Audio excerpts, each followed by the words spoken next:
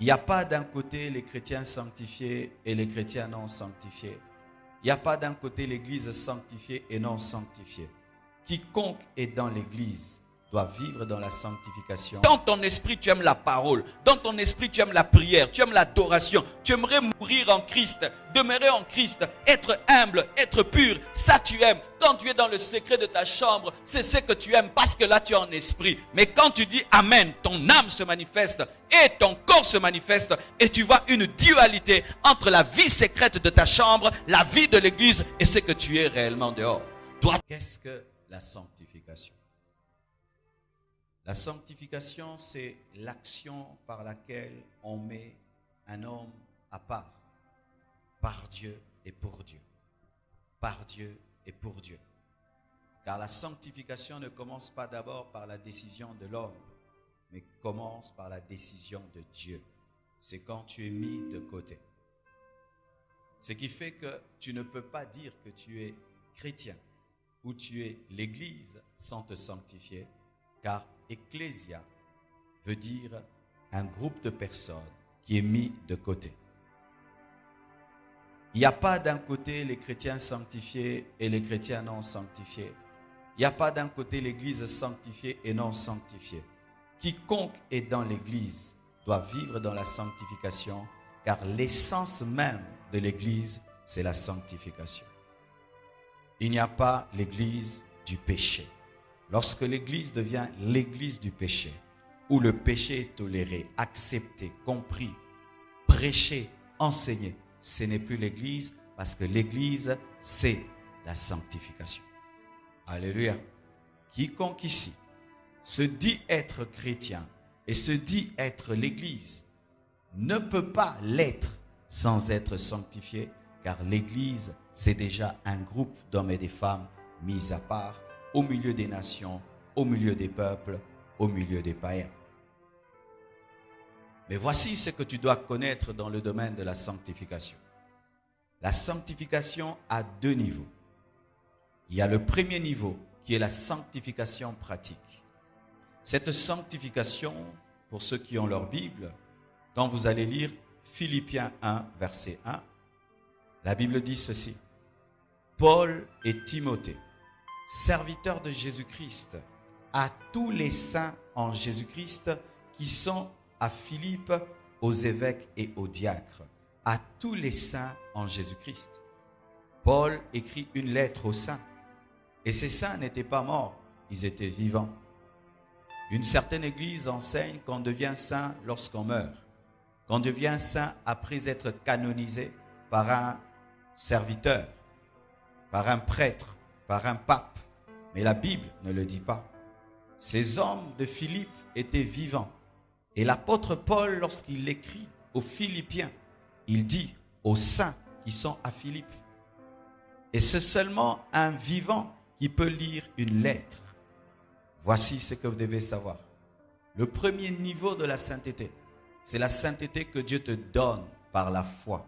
Lorsque tu crois en Jésus, tu es déclaré saint, déclaré juste. Alléluia. Par ta position en Christ, tu es saint. Lorsqu'un homme croit en Jésus, sa position céleste, c'est une position de sainteté. Quiconque ici a cru en Jésus est saint. Dis, je suis saint. Alléluia. Tu es saint sans mourir. Tu es saint parce que tu as cru en Jésus-Christ qui est le saint. Et cette sainteté est dans ton esprit. Pourquoi je dis dans ton esprit? Parce que tu as trois parties. Tu as un esprit, tu as une âme et tu as un corps. La sainteté de position, la première sainteté se vit au niveau de l'esprit. C'est là qu'il y a la nouvelle naissance. Lorsque tu nais de nouveau, tu nais dans ton esprit. Tu deviens une nouvelle créature. Mais qu'est-ce que tu vas remarquer? Dans ton âme, il y a des mauvais désirs, malgré que tu es né de nouveau dans ton esprit. Tu donnes ta vie à Jésus-Christ ici. Ton esprit naît de nouveau et tu es déclaré saint. Mais tu sens dans ton âme, tu as la colère, tu as la haine, tu as des mauvais désirs, des mauvais penchants. Tu sens en toi une lutte entre la sainteté de position que tu as reçue et ta réalité. Dans ta réalité, tu sens que tu es toujours mauvais, mais dans l'esprit, tu es transformé. Que faire? Qui a déjà vécu ça? Où tu donnes ta vie à Jésus. Tu as une intimité avec le Saint-Esprit dans ton esprit. Là, tu as la haine du péché. Tu ne supportes pas le mal. Tu ne supportes pas les mauvais désirs. Mais dans ton âme, tu ressens autre chose. C'est là maintenant que tu as besoin de la deuxième sainteté, qu'on appelle la sainteté pratique. C'est la sainteté qui touche l'âme et qui touche le corps, mais qui ne touche pas l'esprit, parce que l'esprit a déjà la première sainteté, la sainteté parfaite, la sainteté par la nouvelle naissance, la sainteté par la foi, la sainteté par la position en Christ qui te déclare saint. Alléluia. Est-ce que vous me suivez? Il convient dans les églises qu'on enseigne sur des choses que nous disons tout le temps vite, vite, vite, vite, mais que tu dois maîtriser et comprendre. Car à la fin des temps, si l'église n'est pas enseignée, vous n'allez pas tenir devant les fausses doctrines. Car je vous dis, il y a des fausses doctrines qui se préparent. Tu ne sauras pas discerner le bien et le mal si tu n'es pas assis dans les Écritures. Certains au milieu de vous, vous recevez Jésus-Christ tout le temps à cause de votre âme, alors que votre esprit est déjà sauvé. Pourquoi? Parce que tu ne sais pas qu'il y a la sainteté de l'esprit et la sainteté de l'âme. Par la sainteté de l'esprit, par la nouvelle naissance, tu es enfant de Dieu. Mais au niveau de ton âme, tu as besoin d'une sainteté pratique. C'est celle dont parle Hébreux 12, verset 14. Que dit Hébreux 12, verset 14? Recherchez la paix avec tous. Ça, c'est au niveau de l'âme. Ce n'est pas au niveau de l'esprit. Et la sanctification. Recherchez la sanctification. Mais Paul a déjà dit que je suis saint. Comment il me dit encore de rechercher la sainteté? C'est la sainteté pratique dans l'âme et dans le corps. Ne te gênez pas, car j'ai la première, mais pas la deuxième. C'est ainsi que tu sens que le bien que tu veux faire, tu ne sais pas le faire. Le mal que tu ne veux pas faire, c'est celui que tu fais. Dans ton esprit, tu aimes la parole. Dans ton esprit, tu aimes la prière. Tu aimes l'adoration. Tu aimerais mourir en Christ, demeurer en Christ, être humble, être pur. Ça, tu aimes. Quand tu es dans le secret de ta chambre, c'est ce que tu aimes parce que là, tu es en esprit. Mais quand tu dis Amen, ton âme se manifeste et ton corps se manifeste et tu vois une dualité entre la vie secrète de ta chambre, la vie de l'église et ce que tu es réellement dehors. Dois-tu encore recevoir Jésus? Non, tu as déjà Jésus. Mais tu dois permettre à ce qui est dans l'esprit d'entrer dans l'âme et de toucher le corps et sortir. Alléluia. Je sens, j'entends quelqu'un dire comment? Comment? Et c'est là que je parlerai un tout petit peu. La sainteté pratique. La Bible dit, recherchez la paix avec tous. Et la sanctification sans laquelle personne ne verra Dieu. On ne dit pas sans lesquelles personne ne verra Dieu. Tu peux aller au ciel en ayant des ennemis. Français, on est à côté de l'université. Alléluia. La Bible dit, recherchez la paix avec tous et la sanctification sans laquelle. Sans laquelle c'est qui? C'est la sainteté. Ce n'est pas la paix avec tous. Car même Jésus-Christ n'était pas en paix avec tous. Sinon, on n'allait pas le crucifier. Mais il est allé au paradis. Toi, tu ne dois pas haïr quelqu'un. Mais si on te hait, ce n'est pas grave. Tu peux aller au ciel même si on te hait. Tu peux aller au ciel même si on te crucifie. Alléluia. Mais toi, tu ne dois pas haïr. C'est pourquoi Jésus a dit, Père, pardonne-leur car ils ne savent pas ce qu'ils font. Mais eux, ils le haïssaient. Mais lui, ne les haïssait pas. Et il est allé au ciel. C'est pourquoi vous ne devez pas quémander la paix. Il y a des gens, jusqu'à ta mort, ils te haïront. Même si tu fais tout, ils te haïront. Ils ont décidé de te haïr. Toi, ne les hais pas. Mais tu auras des ennemis. C'est pourquoi il dit, recherchez autant que cela dépend de vous. Recherchez. Fais tes efforts pour être en paix. Mais si ça ne marche pas, sanctifie-toi. Car c'est ce qui fera que tu verras Dieu. Alléluia. Maintenant, que faire pour ce que j'ai reçu par la foi? Je puisse le vivre dans mon âme et je puisse le vivre dans mon corps. Voici. Ce qui commence par la foi continue par la foi. Ton problème, le voici. Tu as reçu la sainteté dans l'esprit par la foi, mais pour vivre la sainteté dans l'âme, tu crois que c'est par les œuvres. C'est ça ton problème. Tu ne continues pas comme ça a commencé. Donne-moi la main que je te parle. Non, je bénis Dieu. J'ai compris ceci, mes frères. Plus tu comprendras la Bible, plus la Bible deviendra facile.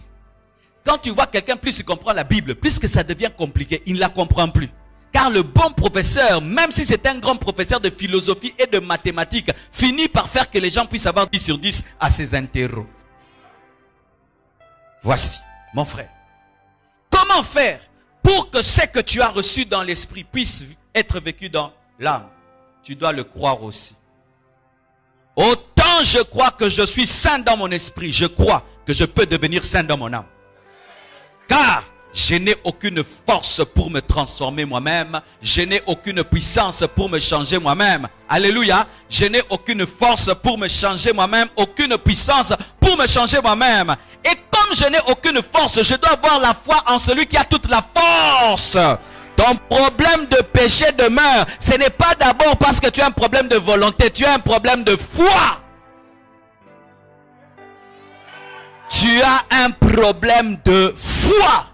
La foi en qui? La foi en celui qui a été placé à côté de toi pour t'apprendre à vivre dans la sainteté, le Saint-Esprit. Tu laves toi-même ta maison alors que tu as à ta disposition le savon.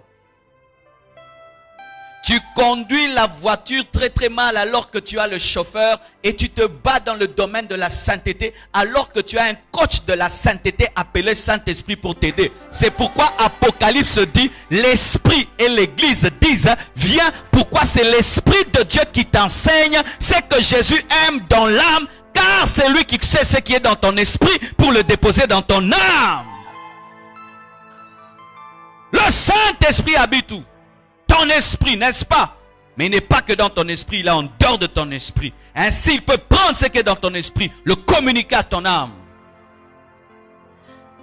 La vie chrétienne devient difficile lorsque vous mettez de côté l'Esprit de Dieu. La vie chrétienne devient difficile lorsque vous mettez de côté la foi et vous voulez par vos efforts aller au ciel. Je crois que jusque dans ma vieillesse, j'abandonnerai jamais Dieu. Vous savez, je le dis par quoi? Par la foi. Je ne le dis pas parce que je serai discipliné, je serai concentré, je serai ceci, je prierai un pied en haut. Non, je crois que Dieu m'aidera à conserver le dépôt. Comment? De la même manière que je crois pour aller au ciel en Jésus et je crois en l'œuvre de la croix qui me sauve, je crois aussi que celui qui a commencé cette bonne œuvre en moi l'amènera jusqu'à la perfection, la foi. Et cette foi permet au Saint-Esprit d'amener la vie de Dieu dans mon âme. Ainsi, celui qui était orgueilleux devient humble. Celui qui était impudique n'arrive plus à commettre l'impudicité. Celui qui est brutal est rempli de douceur et tu portes ce qu'on appelle le fruit de l'esprit. Le fruit de l'esprit est porté où? Dans l'esprit ou dans l'âme? Où? Dans l'âme. Quand on parle du fruit du Saint-Esprit, c'est le fruit que le Saint-Esprit qui est dans ton esprit vient produire dans ton âme. Il te donne maintenant la douceur, toi qui étais brutal. Alléluia.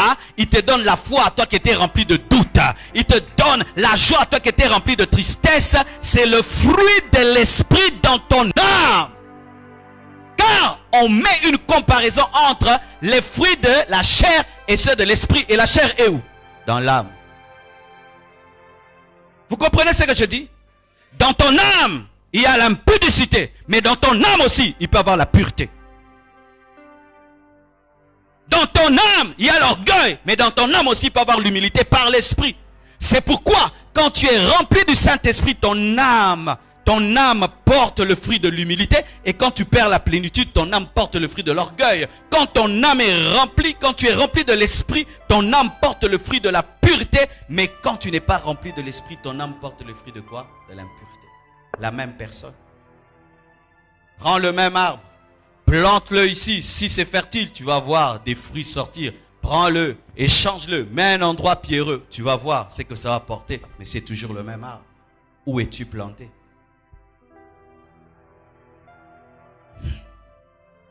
La différence entre toi et celui qui ne tombe pas, ce n'est pas qu'il a un super Jésus-Christ par rapport à toi. Il est plus attaché à Jésus que toi. Tu n'as pas bien compris. La différence entre un arbre qui porte du fruit et celui qui ne porte pas, ce n'est pas la nature, mais c'est la racine. Tu vois, toi, tu es chrétien, tu souffres dans la vie chrétienne, tu as du mal à devenir chrétien, à changer et à être transformé. Mais l'autre, ça fait seulement 2 ans, 3 ans, il est totalement transformé. Pourquoi? Son attachement est plus grand. Il est tellement branché qu'il vit la vie de Jésus. Dites, c'est facile. Est-ce que tu le crois? Ça devient facile. Quand tu dis que la vie chrétienne est difficile, la sainteté est difficile, elle devient difficile. Quand tu dis qu'elle est facile, elle devient facile. Le pouvoir de la vie et de la mort est sur ta langue. Ce que tu confesses, c'est ce que tu deviendras. Je crois que vivre dans la sainteté, c'est facile. C'est facile, c'est facile, c'est facile. Et comme je le dis, je suis en train de créer la foi. Parce que quand je parle, la parole que je dis, avant qu'elle parte même à 2 mètres, elle revient d'abord dans mes oreilles, elle entre et puis elle nourrit ma foi. Juste dans ma vieillesse, je demeurerai dans la saine doctrine et dans la sainteté. Quand je le dis, ça fait ceci. Mais quand tu dis, je vais abandonner Dieu, je vais abandonner Dieu, il y a trop de tentations. Qu'est-ce que tu dis? As-tu la foi? Maintenant, mes frères et sœurs, voici un grand secret que j'aimerais vous donner dans le domaine de la sanctification. Lorsque nous lisons ce passage d'Hébreux 1, verset 9, il s'agit d'une déclaration du Père à son Fils. La Bible dit, tu as aimé la justice et tu as haï l'iniquité. C'est pourquoi, ô Dieu, ton Dieu t'a oint. C'est deux, chez toi c'est D en minuscule et puis D en majuscule. Qui a vu DD en majuscule chez lui? Ô Dieu, ton Dieu t'a oint. Qui a vu 2D? 2D en majuscule. Ça veut dire quoi? C'est-à-dire que le Père est Dieu, le Fils est Dieu. Le Fils n'est pas Dieu en minuscule. Le Fils est omniscient, omniprésent et omnipotent. Jésus n'est pas un ange. Il est Dieu en majuscule. Il est le Dieu créateur. Alléluia. Jésus est aussi Dieu que le Père, mais n'est pas le Père. Oh, mais c'est ça, non? Vous ne voyez pas qu'il y a 2 personnes ici, mais les 2 sont Dieu? Oh, relisons. Tu as aimé la justice et tu as haï l'iniquité. C'est pourquoi, ô Dieu. Là, il s'agit de qui? Jésus. Ô Dieu. Le ô Dieu là, c'est Jésus. Ton Dieu, c'est qui? Qui oint le Fils? Le Père. Le Père est Dieu. Le Fils est Dieu. Alléluia. Jésus n'est pas l'ange Michael. Jésus est le créateur de l'ange Michael. Donne-moi un amen. Alléluia. Si notre salut ne vient pas de Dieu, nous ne sommes pas sauvés. Car un Dieu peut sauver sa créature. C'est pourquoi Moïse, Élie et aucun ange n'a osé ouvrir le livre. Car il fallait Dieu pour l'ouvrir. La parole Dieu s'est faite chair. Dieu. Tu as été sauvé par Dieu. Tu n'as pas été sauvé par un prophète. Tu n'as pas été sauvé par un ange. Tu as été sauvé par Dieu avec des majuscules. Alléluia. Mais Jésus n'est pas le Père. Et le Père n'est pas Jésus. Le Père c'est le Père, le Fils c'est le Fils, le Saint-Esprit c'est le Saint-Esprit. Car la Bible nous dit, il est allé au Père et il a répandu l'Esprit. Mais tous sont Dieu. Mais il n'y a pas 3 dieux. Ici il y a combien de lampes? 1, 2, 3, 4, 5, 6, 7, 8, 9, 10. Est-ce qu'il y a 10 lumières? Alléluia. Est-ce qu'il y a 10 lumières? Une seule lumière. Le Père, le Fils et le Saint-Esprit, ça fait un Dieu. Comme toi, tu as le corps, l'âme et l'esprit. Ça fait 3 toi. Vous êtes à 3 assis. Quand tu es dans 3 chaises, pourquoi une chaise? Mais vous êtes à 3. Mais quand tu es dans 3 chaises, mais pourquoi une chaise? Pourquoi une chaise? Ton corps, c'est ton corps. Ton âme, c'est ton âme. Ton esprit, c'est ton esprit. Mais mon esprit s'appelle qui? Mon âme s'appelle qui? Mon corps s'appelle qui? Le Père est Dieu. Le Fils est Dieu. Le Saint-Esprit est Dieu. Mais le Saint-Esprit n'est pas Jésus. Jésus n'est pas le Saint-Esprit. Car le Saint-Esprit n'a pas de sang pour verser. Donne-moi la main, donne-moi la main. Si le Père et le Fils, quand Jésus est mort, le trône était vide. Qui régnait sur le monde?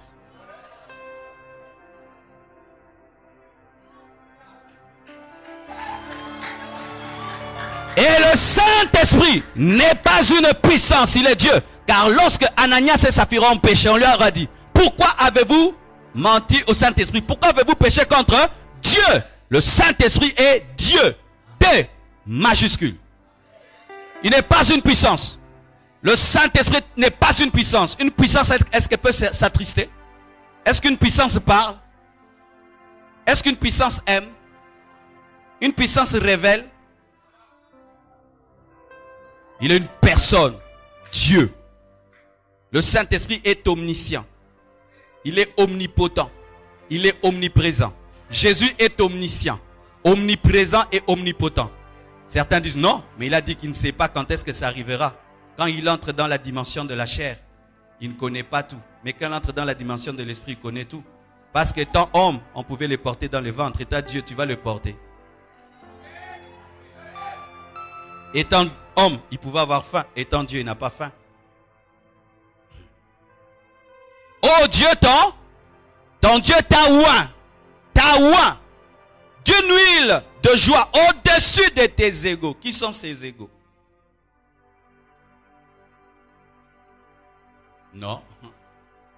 Oh Dieu, ton Dieu t'a oint d'une huile de joie au-dessus de tes égaux. Deux catégories de gens entrent là. Il y a les anges et il y a nous. Mais surtout nous, car nous aussi nous sommes fils de Dieu. Écoutez maintenant ceci. L'origine de son onction supérieure à celle des autres, c'est deux choses. Amour et haine. Dites amour et haine. Voici un grand secret de la sanctification. Aimer et haïr. Dites aimer et haïr. Aimer et haïr. Vous allez remarquer que les gens qui aiment beaucoup haïssent aussi. Si j'aime beaucoup le riz, tu vas voir, je vais beaucoup haïr les foufous. Si j'aime beaucoup la couleur noire, tu vas voir, je vais haïr la couleur blanche. L'amour et la haine sont le secret de la sanctification. J'aimerais vous dire une chose. Ne vous sanctifiez pas parce que vous avez peur. Sanctifie-toi! Tu auras le sida. Il essaye une fois, il n'a pas de sida. Deux fois, il n'a pas de sida. Sanctifie-toi, le péché ouvre des portes aux démons, porte d'entrée, porte d'entrée, porte d'entrée. Et un jour, il pêche et aucun démon n'entre. Il repêche encore. Ne vous sanctifiez pas parce que vous avez peur d'ouvrir des portes d'entrée aux démons. C'est un bas niveau. Ne vous sanctifiez pas parce que vous recherchez une bénédiction. C'est un bas niveau. Car des fois, Dieu peut t'éprouver pendant 10 ans, il ne te bénit pas. Tu le crains, tu marches dans sa crainte, il ne te donne pas des enfants. Ce n'est pas que tu es pécheur, il t'éprouve comme Abraham. Si votre sanctification provient de désir du matériel, un jour Dieu va t'éprouver. Il te prive le matériel, il te donne le spirituel. Comme les Paul qui avaient le spirituel mais qui n'avaient pas le matériel. Si vous vous sanctifiez parce que vous avez peur d'être sous discipline à l'église, tu pourras commettre un grand péché. Le pasteur ne le saura jamais. Si vous vous sanctifiez parce que vous ne voulez pas être humilié, un jour tu peux pécher et la honte ne vient pas. Pourquoi tu te sanctifies? Voici le plus haut niveau. Se sanctifier parce qu'on aime. Parce qu'on aime Dieu. Parce qu'on aime Dieu. Parce qu'on ne peut pas attrister le Saint-Esprit. Je bénis Dieu un jour, un frère est venu me voir et il m'a dit ça. Il a dit, pasteur, je priais dans tel endroit. Et là-bas, on m'avait appris à me sanctifier pour ne pas ouvrir la porte aux démons. Mais quand je suis venu ici, tu m'as appris à me sanctifier par amour pour Dieu. Car celui qui aime n'ouvrira pas des portes aux démons. Toutes les autres sanctifications, la peur de l'enfer et tout ça sont incluses dans la sanctification par amour. Car lorsque je me sanctifie par amour, même l'enfer, je ne connaîtrai pas l'enfer. La bénédiction viendra dans ma vie. Les portes seront fermées. Mais celui qui se sanctifie pour avoir des choses, parce qu'il a peur de quelque chose, parce qu'il désire quelque chose, parce que la sanctification lui rapporte des choses. Un jour, la sanctification ne te rapportera rien. Oh, bien-aimé. J'ai servi Dieu dans des conditions pas possibles, mes frères. Où tu prêches, tu n'as même pas quoi manger. Tu prêches, tu n'as même pas l'argent de transport pour rentrer. Et tu rentres à pied. Et tu as donné un bon message. Dieu est avec toi. Tu sens la plénitude de l'esprit. Je me souviens une fois, j'étais en retraite à Kingabwa, vous vous imaginez. Je finis de prêcher ici à Salongo. Je n'ai même pas le transport pour rentrer. J'ai marché à pied jusqu'à Kingabwa. En état de jeûne. Où tu regardes. La sanctification ne te donne rien. Rien de rien. Sur le plan matériel et financier. Elle te donne la paix avec Dieu. Heureusement qu'on m'avait appris à aimer Dieu. Je pouvais l'abandonner, je vous assure. Combien de fois le diable m'a dit d'abandonner Dieu? Lorsque le ministère passait par des temps difficiles. Où tu ne sais même pas payer la maison. Payer l'eau et l'électricité. Te nourrir. Même une fois par jour, tu n'y arrives pas. Heureusement que je l'aimais. Et j'ai dit, si je dois mourir ainsi, et c'est ça ta volonté, tue-moi. Mais moi, je ne t'abandonnerai pas. Je prêcherai la parole de tout mon cœur. Et je remontais à la chair. Je prêchais comme un homme qui avait tout. Mais je n'avais rien du tout. Pourquoi vous vous sanctifiez? Parce qu'on vous a dit que ça mène en Europe. Pourquoi vous vous sanctifiez? Parce que ça donne le mariage. Oh ma soeur, tu peux être une soeur qui se sanctifie au Tulipe en église. Tu crains Dieu. Aucun frère ne vient. Ils craignent quoi? Ta sainteté. Ils craignent toi. Ils veulent les sœurs charnelles là, qui couchent avant les mariages, ils les épousent vite. Mais toi qui dis, hey, toi frère, attention, attention, attention, coin, coin, coin, coin. Et puis on dit que tu as l'esprit de célibat. Non, tu as l'esprit de sainteté. Tu as l'esprit de sainteté. Et ma soeur, si tu dois mourir célibataire, parce que tu as refusé de céder ton corps à un homme, meurs célibataire. Meurs célibataire. Mourez célibataire. Vous savez quoi, mes frères? Lorsque tu atteins le niveau d'aimer Dieu, de te sanctifier par amour, rien ne te séparera de lui. C'est ce que Paul dit. Qui nous séparera de l'amour de Dieu? Bien-aimé, quand tu aimes. Regardez ces jeunes filles. Elle est fiancée à un jeune étudiant qui n'a même pas encore fini ses études. Il est en licence et il espère qu'il aura le travail.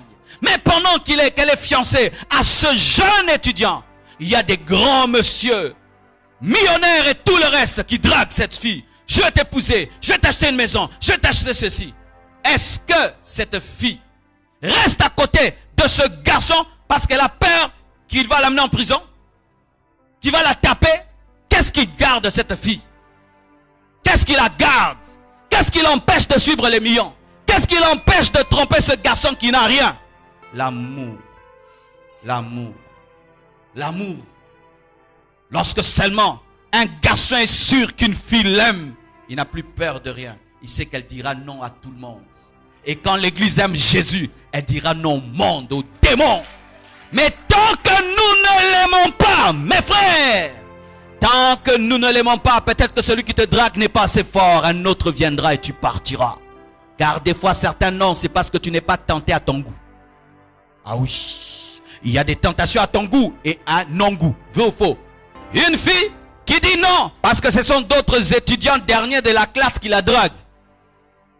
Est-ce qu'on va croire ça? Pourquoi tu ne veux pas de cet homme? C'est le dernier de la classe. C'est une bonne raison. Quand le diable te secoue, quelle est ta raison? Tu lui dis j'aime Jésus. Ou tu lui dis quoi? Qu'est-ce que tu vas me donner? Il peut aussi te donner des choses. Satan donne. Qu'on ne vous mente pas. Le diable donne aussi. Les démons donnent aussi. Mais il y a une chose qu'ils ne donneront jamais. L'amour pour Dieu. Comme tu as aimé la justice et tu as haï l'iniquité. L'amour de la justice amène la haine de l'iniquité. L'amour pour Jésus amène la haine pour le diable. L'amour pour le royaume de Dieu amène la haine pour ce monde. L'amour de la pureté amène la haine de l'impureté. Quand tu aimes la pureté, tu ne supportes plus la saleté. Quand tu aimes. C'est pourquoi quand Jésus-Christ est venu, il a cherché des adorateurs. L'adoration, c'est l'amour. Les vrais adorateurs. Mes frères, à la fin des temps, il y aura un combat. Le combat des adorateurs. Quand on parle du défi du Carmel, c'était le défi des adorateurs. À la fin des temps, il n'y aura que des adorateurs. Soit tu es adorateur de Jésus, soit tu es adorateur de Satan. Regardez aujourd'hui comment même les vedettes de ce monde commencent à devenir des dieux. Comment tout maintenant est fanatisme. Je suis fan de. On veut même créer les fans du pasteur, n'est-ce pas? Fan de sur Facebook, fan du pasteur. Pourquoi? C'est l'esprit de fanatisme et d'adoration. Qui aimes-tu? Qui aimes-tu? Qui aimes-tu? Comme tu as aimé, c'est pourquoi tu as haï. Et comme tu as aimé et tu as haï, c'est pourquoi je te donne l'onction supérieure. L'onction supérieure provient d'une sainteté provoquée par l'amour. Et cette onction n'est pas seulement supérieure, c'est une onction de distinction. C'est une onction qui te met à part, une onction différente. Saoul avait l'onction, David avait l'onction, mais l'onction de David était différente. Tu veux opérer dans la distinction, tu veux opérer dans la différence. Aime Jésus et il a haine pour Satan et toutes ses œuvres. Sans même que tu demandes, l'onction viendra sur ta vie. Est-ce qu'il avait demandé l'onction? Comme tu as aimé la justice et haï l'iniquité, c'est pourquoi ton Dieu te oint. Vous aimez aller à Mangué, allez, pas de problème. À l'intendance là-bas, priez, faites-le. Mais l'onction peut te chercher dans ta chambre. Quand Dieu voit que tu l'aimes, et tu as la haine du monde, tu as la haine du péché, tu as la haine de ces choses, l'onction viendra sur toi. C'est quand vous remarquez certaines personnes, elles ne prient pas beaucoup, mais elles ont une forte onction par rapport à celles qui prient beaucoup. Parce qu'elles prient peu, mais dans la profondeur, mais les autres prient longtemps au parvis. Tu peux passer 5 heures du temps causant avec mes serviteurs, mais quelqu'un d'autre passe 1 minute avec moi, il est plus grand que toi. C'est pourquoi, oh Dieu, ton Dieu t'a oint. Dialogue, intimité. La sanctification donne l'intimité avec Dieu. Quand, mettons, je décide de devenir le frère, l'ami de ce frère, il sera heureux. Le matin, je vais commencer à l'appeler. Comment tu vas? Le soir, je connaîtrai sa maison. Je connaîtrai son nom. Je connaîtrai ses besoins. Je connaîtrai tellement de choses parce qu'il est devenu mon ami. Et la sanctification te permet d'avoir un ami qui s'appelle Jésus. Il devient ton ami. Il commence à te parler. Il commence à te diriger de manière particulière. Tes ennemis deviennent ses ennemis. Tes peurs, il entre dans tes guerres comme étant ses guerres. La sanctification donne cela. Oh Dieu, ton Dieu. Dialogue, communion, intimité. La sanctification te sépare et t'élève, te différencie. La sanctification